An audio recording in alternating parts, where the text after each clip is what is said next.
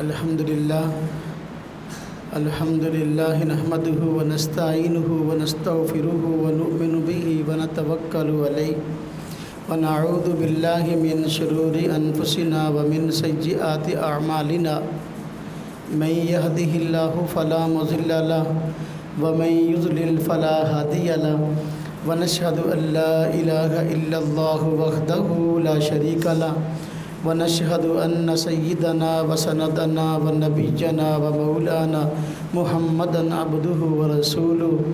أما بعد فأعوذ بالله من الشيطان الرجيم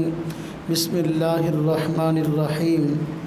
إنا نحن نزلنا الذكر وإنا له لحافظون آمنت بالله صدق الله العظيم اللهم صل على محمد وعلى آل محمد كما صليت على إبراهيم وعلى آل إبراهيم إنك حميد مجيد اللهم بارك على محمد وعلى آل محمد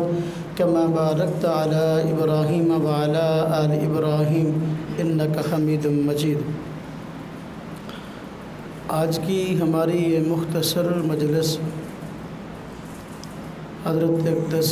مولانا قاری نصیر احمد صاحب دامت برکاتہم العالیہ کے صاحبزادے حافظ حماد کے قرآن کریم کے حفظ کی تکمیل کے موقع پر منعقد ہوئی ہے۔ تو لمبا چوڑا کوئی پروگرام نہیں ہے، اس لیے قرآن کریم کے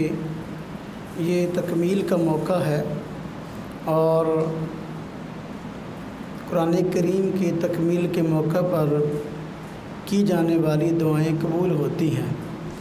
اس لیے ہم نے چاہا کہ اس مختصر مجلس میں قرآن کریم کا آخری سبق بھی سن لیں اور ساتھ دعا بھی کر لیں۔ اللہ تبارک و تعالیٰ انشاءاللہ اس موقع پر دعائیں قبول فرمائیں گے۔ مختصراً بات عرض کروں قرآن کریم کے حوالے سے کہ قرآن کریم کے ساتھ نسبت رکھنے والا شخص اللہ تبارک و تعالیٰ کے ہاں بہت بڑا مقام رکھتا ہے، اور قرآن کریم جن لوگوں کا مشغلہ ہے کہ اس کو پڑھیں، اس کو سمجھیں، اس پر عمل کریں، وہ لوگ اہل قرآن ہیں، اور اہل قرآن اللہ تبارک و تعالیٰ کو بہت پسند ہے۔ قرآن کریم ایسی مقدس اور ایسی معزز کتاب ہے کہ اللہ تبارک و تعالیٰ نے اس قرآن کریم کی حفاظت کی ذمہ داری اٹھائی ہے، اور اللہ تبارک و تعالیٰ نے فرمایا ہے کہ اس قرآن کریم کو ہم نے ہی نازل کیا ہے اور ہم ہی اس کی حفاظت کریں گے۔ اس عنوان پہ چند ایک باتیں عرض کروں کہ اللہ تعالیٰ اسباب کے درجے میں قرآن کریم کی حفاظت کیسے فرماتے ہیں۔ قرآن کریم کی حفاظت اسباب کے درجے میں اللہ تبارک و تعالیٰ ان افراد کے ذریعے فرماتے ہیں کہ جو قرآن کریم کو زبانی یاد کرتے ہیں، جو قرآن کریم کو حفظ کرتے ہیں۔ تو قرآن کریم اس کی حفاظت کا وعدہ اللہ تبارک و تعالیٰ نے فرمایا ہے، اور اسباب کے درجے میں اس قرآن پاک کے محافظ حافظ قرآن ہیں۔ اللہ تعالیٰ نے فرمایا انا نحن نزلنا الذکر، ہم نے ہی قرآن پاک کو اتارا، ہم ہی اس کی حفاظت کریں گے۔ اب اللہ تبارک و تعالیٰ اس عظیم عمل کو جو قرآن پاک کی حفاظت والا ہے اپنے ان بندوں حفاظ کرام کے ذریعے قرآن کریم کی حفاظت فرماتے ہیں۔ تو گویا جو قرآن پاک کو حفظ کر رہا ہے، جو قرآن پاک کو یاد کر رہا ہے، یہ اللہ تبارک تعالیٰ کی طرف سے اس کی ڈیوٹی ہے کہ اس کو یاد کرے۔ اللہ تبارک تعالیٰ کی طرف سے اس کی تشکیل ہے کہ اس قرآن پاک کو یاد کرے اور اس کی حفاظت کرے۔ اللہ تبارک و تعالیٰ نے گویا اس کو یہ اعزاز دیا ہے کہ اللہ تبارک و تعالیٰ کا نائب بن کر اس دنیا میں قرآن کریم کی حفاظت کر رہا ہے۔ تو یہ ایک بہت بڑے اعزاز کی بات ہے کہ جس کام کی ذمہ داری اللہ تبارک و تعالیٰ نے اٹھائی ہے، حافظ قرآن اس ذمہ داری کو نبھا رہا ہے اللہ تبارک و تعالیٰ کا نائب بن کر۔ تو دوسرے الفاظ میں ہم یوں بھی کہہ سکتے ہیں کہ جو حافظ قرآن ہے در حقیقت یہ اللہ تبارک و تعالیٰ کی طرف سے قرآن کریم کی حفاظت پر چونکہ جو ہے مامور ہے، اس لیے یہ اللہ کی فوج کا حصہ ہے۔ اللہ تبارک و تعالیٰ نے قرآن کی حفاظت کے لیے ایک فوج تیار کی ہے، اور اس فوج کے ذریعے قرآن پاک کی حفاظت کی جاتی ہے، اور حفاظ کرام اس قرآن کریم کی حفاظت پر مامور اللہ تبارک و تعالیٰ کی فوج ہے۔ جتنے بھی پوری دنیا میں حفاظ کرام ہیں یہ سب اللہ کی فوج ہیں، اور ان کی ڈیوٹی ہے قرآن پاک کی حفاظت کر۔ اب دیکھیں اللہ تبارک و تعالیٰ نے حافظ قرآن کو یہ اعزاز عطا کیا کہ وہ اللہ تبارک و تعالیٰ کا نائب ہو کر اس دنیا میں قرآن کی حفاظت کرتا ہے اور اللہ پاک کی فوج کا حصہ ہے۔ تو اس دنیا میں جغرافیائی سرحدوں کی حفاظت کرنے کے لیے جو لوگ مامور ہیں ہم ان کو اپنی زبان میں فوجی کہتے ہیں، اس فوج کا بھی ایک کام ہے اور اس فوج کا بھی ایک کام ہے۔ وہ فوج سرحدوں کی حفاظت کرتی ہے، اور وہ فوج لوگوں کو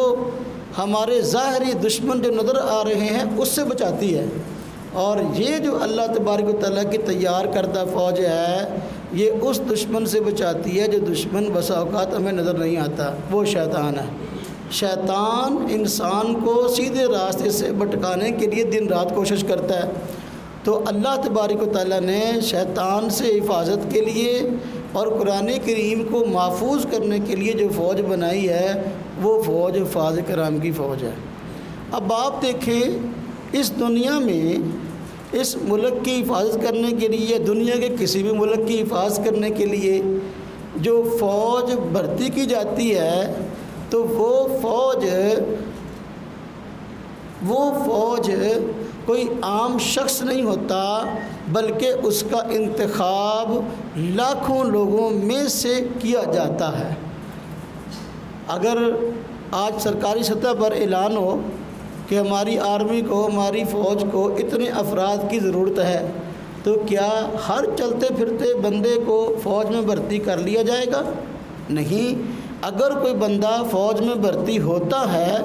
تو وہ ان کے معیار پر پورا اترتا ہے تو پھر فوج میں بھرتی ہوتا ہے، ہر چلتا پھرتا بندہ فوج میں بھرتی نہیں ہو سکتا۔ تو جس طرح اگر یہ فوج ہے جو ہمارے ملک کی حفاظت کر رہی ہے اور ہمارا واقعی ایک بہت بڑا اثاثہ ہے، اور ہماری بہت ساری نیک تمنائیں ان کے ساتھ ہیں اور ہماری دعائیں ان کے ساتھ ہیں کہ ان کی وجہ سے الحمدللہ ہمارا ملک محفوظ ہے، اور ہم اپنی فوج کی محنت اور اپنی فوج کی کوشش کی وجہ سے آج اس جگہ پر بڑے امن سے، بڑے سکون سے زندگی گزار رہے ہیں۔ اگر ہم یہاں سکون سے بیٹھے ہمیں کسی قسم کا کوئی خطرہ نہیں ہے تو اسباب کے درجے میں اس کی حفاظت ہماری فوج کر رہی ہے۔ تو فوج آج اگر کسی بندے کو اپنے نظام کا حصہ بناتی ہے، کسی کو بھرتی کرتی ہے، تو ہر بندے کو نہیں بلکہ وہ کئی بندوں میں کوئی ایک انتخاب ہوتا ہے۔ اللہ تبارک و تعالیٰ نے جو اپنے قرآن کی حفاظت کے لیے فوج تیار کی ہے، یہ فوج بھی ہر چلتا پھرتا بندہ نہیں بن سکتا، اس فوج میں بھی ہر چلتا پھرتا بندہ نہیں بھرتی ہو سکتا، بلکہ وہ اس فوج کا حصہ بنے گا جو اللہ تبارک و تعالیٰ کا انتخاب ہے۔ لاکھوں لوگوں میں اللہ تبارک و تعالیٰ کسی بندے کو پتہ نہیں کتنی مرتبہ نظر رحمت سے دیکھتے ہیں، تو پھر اللہ تبارک و تعالیٰ اس کو اس فوج کا حصہ بنا لیتے ہیں، یعنی اس کا انتخاب کر لیتے ہیں کہ میرا یہ بندہ میرے کلام، میرے قرآن کی حفاظت کے لیے منتخب ہو رہا ہے، چنا جا رہا ہے۔ تو میرے بھائیوں، میرے دوستوں، میرے عزیزوں، ہم کوئی عام شخص نہیں ہیں بلکہ اللہ تبارک و تعالیٰ کی تیار کردہ فوج ہیں، اور ہماری ڈیوٹی اس قرآن کی حفاظت کرنا ہے۔ قرآن کے الفاظ کی حفاظت یہ بھی ہماری ذمہ داری ہے، اور قرآن کے معانی کی حفاظت بھی ہماری ذمہ داری ہے۔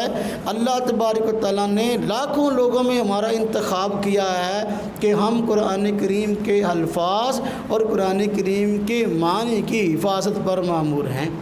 میرے بھائیوں، میرے دوستوں، جو جس فوج کا حصہ ہے تو اس کے اخراجات بھی اسی کے ذمہ ہوتے ہیں۔ اب دیکھو، جو ہماری فوج ہے ہمارے حفاظت پر مامور ہے،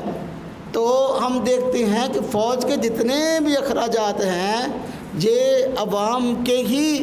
جو ہے وہ کمائے ہوئے مال سے آخرکار ان پر خرچ ہوتے ہیں۔ تو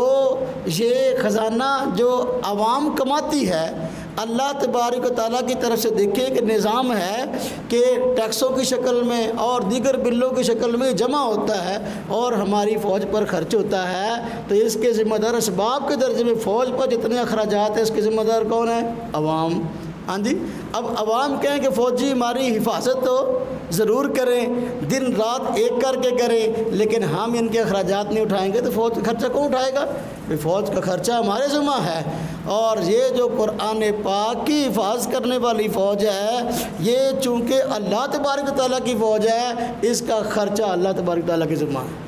اللہ تبارک و تعالیٰ، آپ دیکھیں آج کتنے حالات خراب ہیں، ہر بندہ پریشان ہے کہ مہنگائی بڑھی ہے، 2 وقت کی روٹی نہیں چلتی، لیکن ان حالات میں اللہ تبارک و تعالیٰ کا شکر ہے، یہ جو اللہ تبارک و تعالیٰ کی فوج ہے آج بھی بڑے سکون سے،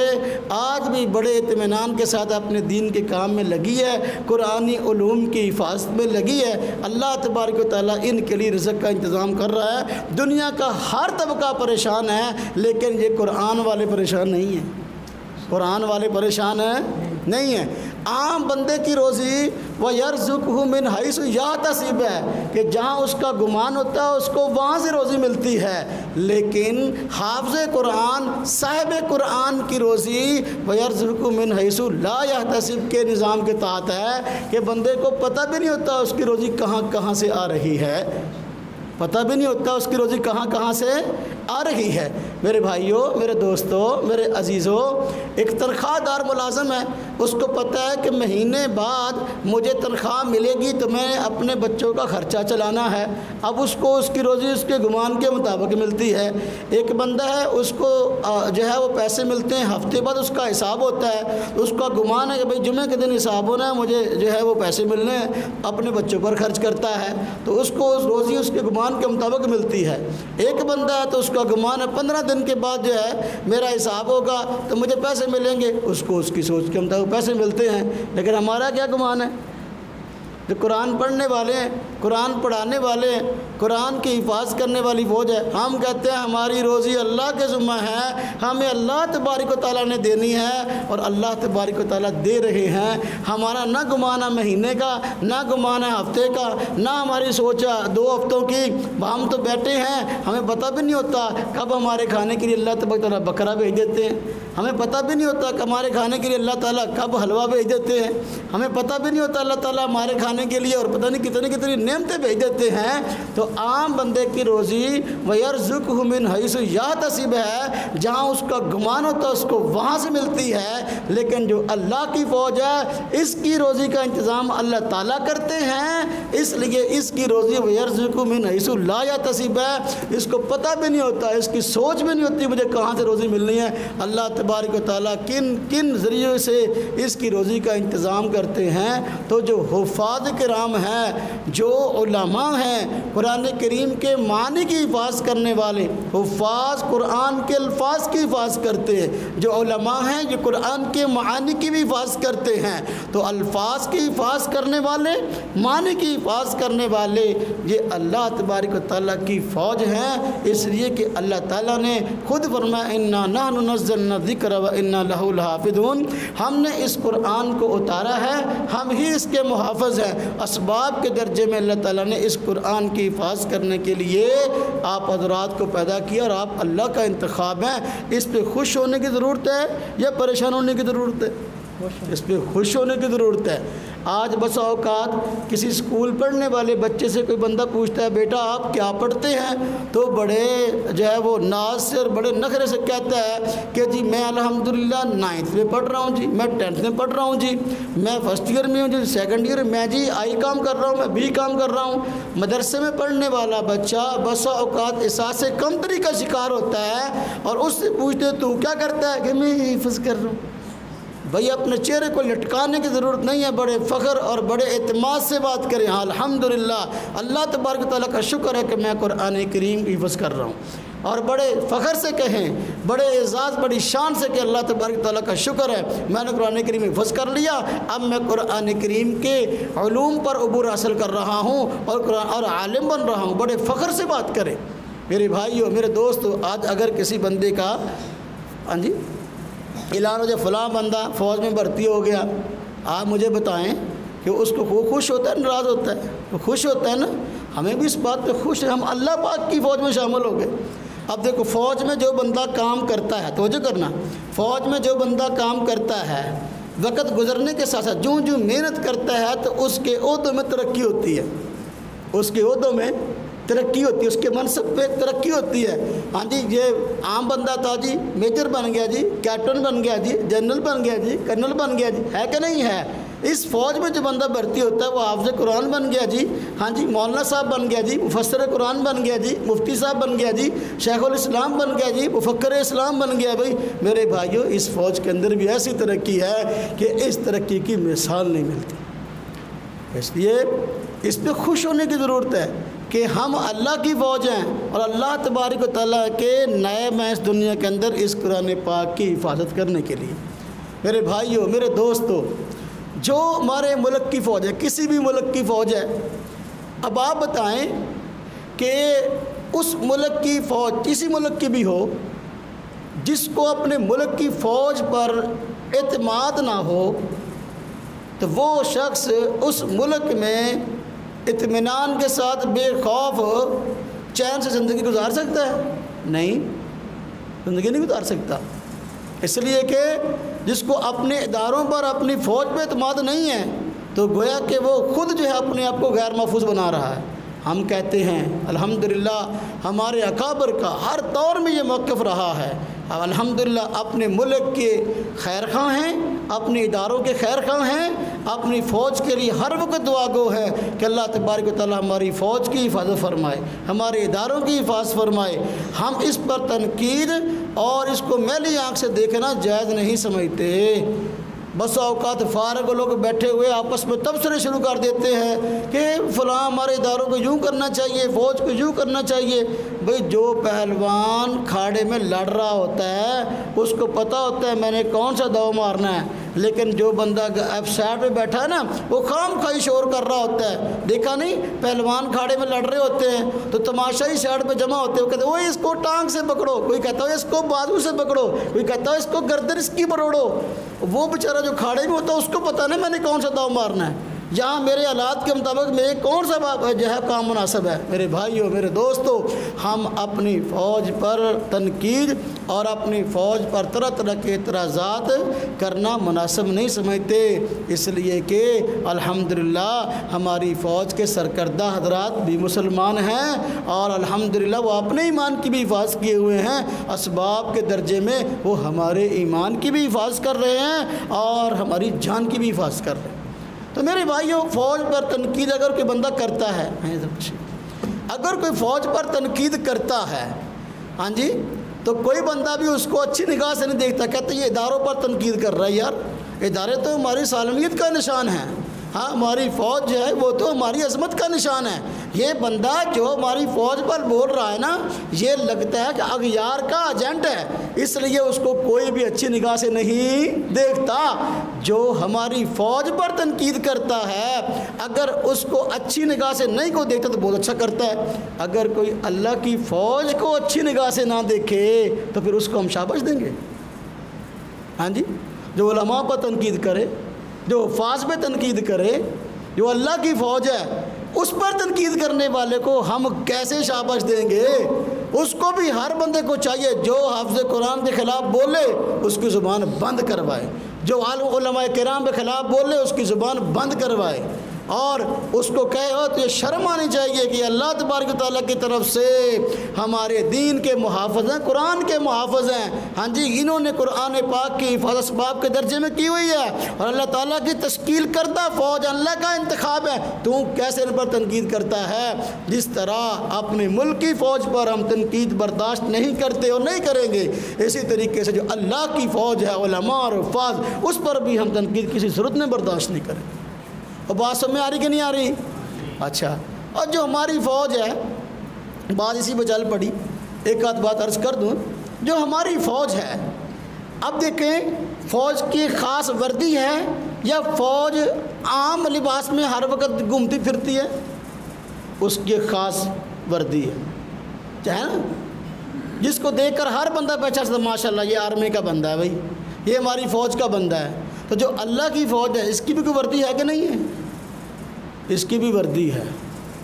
اس کی بھی ایک پہچان ہے۔ اب جو بندہ ہو تو اللہ کی فوج کا حصہ، ہاں جی، اور اس وردی کو پسند ہی نہ کرے، ہو طالب علم لیکن سر پہ ٹوپی پسند ہی نہ کرے، ہو اللہ کی فوج کا حصہ لیکن لباس صلحاء والا پسند ہی نہ کرے، بن رہا ہو عالم علماء والے لباس کو پسند نہ کرے، بن رہا ہو حافظ حفاظ کے لباس کو پسند نہ کرے، تو میرے بھائیوں میرے دوستوں گویا کہ وہ اپنے منصب پر راضی نہیں ہے، اور جو اپنے منصب پہ راضی نہیں ہوتا اللہ تبارک و تعالیٰ اگر انتخاب کرتے ہیں اس بندے کا تو بہت تھوڑا وقت گزرتا ہے کہ اس بندے کو اس ماحول سے اس فوج سے نکال دیا جاتا ہے۔ وہ سمجھتا ہے کہ مدرسہ میں چھوڑ گیا، میں نے پڑھنا چھوڑ دیا، تو نے نہیں چھوڑا، اللہ تبارک و تعالیٰ نے تجھے اس فوج سے نکال دیا اور تجھے نکال دیا ہے، تو راندہ درگاہ ہو گیا۔ اس لیے میرے بھائیوں میرے دوستوں، اگر فوج اپنی وردی میں رہتی ہے اور اس کا یہ اعزاز ہے اور جو ہے ہم اس کو اس کی شان سمجھتے ہیں کہ آرمی اپنی فوج میں رہے، اپنی وردی میں رہے، تو میرے بھائیوں اللہ کی فوج ہیں، اللہ تبارک و تعالیٰ کی طرف سے جو ہماری وردی ہے نا صلحاء والی، ہم اس میں رہیں گے تو ہماری شان ہے، ہمارے بال ہمارا اٹھنا بیٹھنا یہ صلحاء والا ہوگا تو پھر مزہ ہے۔ تو میرے بھائیوں اپنے تشخص کو خراب کرنا، اپنی تہذیب کو خراب کرنا میرے بھائیوں یہاں مسلمان کے لیے زیبا نہیں ہے، لیکن ایک بندہ اگر مدرسے میں پڑھتا ہے، عالم بن رہا ہے، حافظ بن رہا ہے، تو میرے بھائیوں وہ بندہ اگر اس لباس کو پسند نہیں کرتا، اس رہن سہن کو پسند نہیں کرتا، اس مزاج کو پسند نہیں کرتا، تو میرے بھائیوں گویا اس کو اپنے عہدے اور منصب پر اعتراض ہے، اس کی ترقی نہیں ہوتی۔ اس کی ترقی کیا خیال ہے؟ بہت سارے ایسے لوگ بھرتی ہوتے ہیں فوج میں جن کی جلدی ترقی نہیں ہوتی، کئی سال اب اتنا عرصہ انہوں نے گزار دیا فوج کے اندر لیکن ان کی ترقی نہیں ہوئی۔ ایک بندہ بعد میں اس کی ترقی پہلے ہو گئی، کیوں؟ اس لیے کہ وہ اپنے شعبے کے ساتھ مخلص تھا، اپنے شعبے کے ساتھ مخلص تھا، اس نے اپنی ساری کی ساری صلاحیتیں اپنے شعبے میں کھپائی ہیں، تو بہت جلدی جو ہے یہ آگے جی میجر سے کیپٹن اور فلانا آگے پہنچ گیا بہت جلدی، اور دوسرے لوگ جو ہیں جو اس سے پہلے آئے تھے وہ بھی بہت پیچھے رہ گئے ہیں۔ میرے بھائیوں ہمارے ہاں بھی ایسا ہوتا ہے، ایک بندہ ہے وہ مدرسے میں آیا، اللہ کی فوج کا حصہ بنا، لیکن توجہ کے ساتھ پڑھتا ہی نہیں ہے، ہاں جی، نہ سبق یاد کرتا ہے، نہ جو ہے وہ توجہ کے ساتھ پڑھتا ہے، نہ جو ہے وہ یہاں کے ماحول کا خیال کرتا ہے، تو میرے بھائیوں اس کی ترقی نہیں ہوتی۔ پھر دیکھتے ہیں ایک بچہ بعد میں آیا، وہ سال میں حفظ کر گیا، وہ 1.5 سال میں کر گیا، اس کو 5 سال ہو کے لگا ہوا، اب تک اس نے حفظ نہیں کیا۔